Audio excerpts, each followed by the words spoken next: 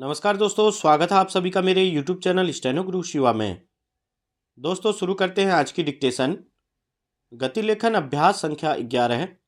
गति 80 शब्द प्रति मिनट। स्टार्ट।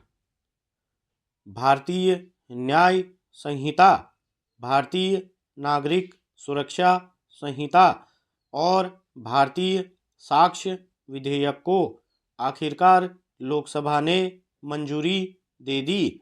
ये तीनों कानून अंग्रेजी हुकूमत के समय से चले आ रहे भारतीय दंड संहिता, दंड प्रक्रिया संहिता और भारतीय साक्ष्य अधिनियम की जगह लाए गए हैं। नए प्रस्तावित कानूनों में कुछ कड़े प्रावधान किए गए हैं तो कुछ अनावश्यक कानूनों को हटा दिया गया है।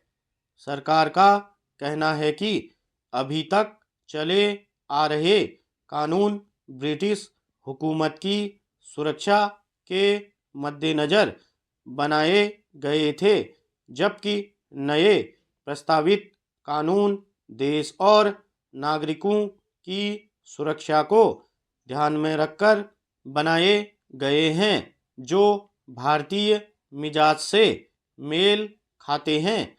जिन कुछ कानूनों का सरकार ने विशेष रूप से उल्लेख किया है, उनमें पीट पीट कर हत्या करने वालों को फांसी की सजा और राजद्रोह के खिलाफ कानून की जगह देशद्रोह कानून प्रमुख हैं। इसके अलावा आतंकवाद को परिभाषित करते हुए उसके दायरे में एकता, संप्रभुता और आर्थिक सुरक्षा को भी शामिल किया गया है।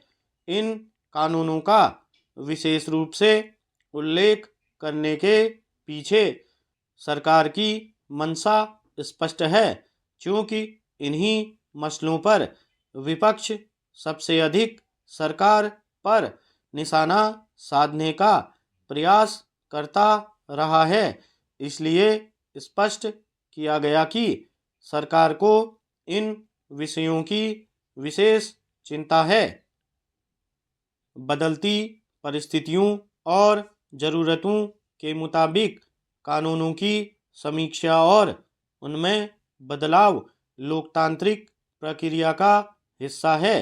ज़रूरत पड़ने पर संविधान में भी संशोधन किए जाते हैं, मगर सरकार ने दंड विधान से जुड़े सभी कानूनों की समीक्षा कर वर्तमान स्थितियों के मुताबिक उनमें बदलाव करने का जो कदम उठाया वह निसंदेह साहसिक कहा जा सकता है।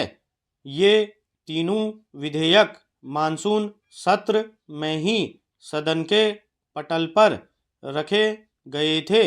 उनमें कुछ संशोधन रेखांकित किए गए थे, जिनके आधार पर उन्हें नए रूप में पेश किया गया।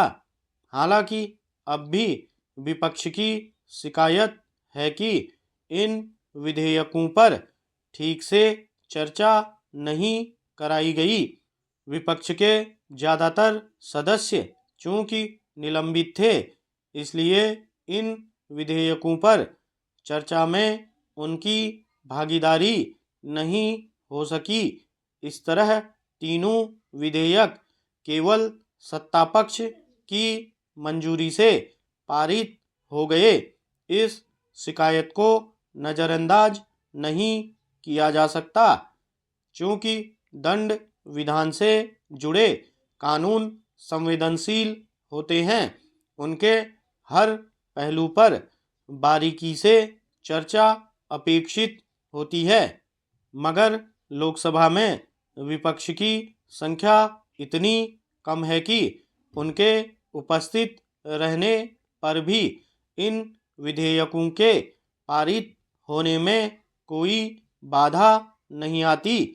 पिछले कुछ वर्षों में बहुत सारे ऐसे लोगों पर राजद्रोह कानून के तहत मुकदमे चलाए गए जिन्होंने सरकार की आलोचना की थी।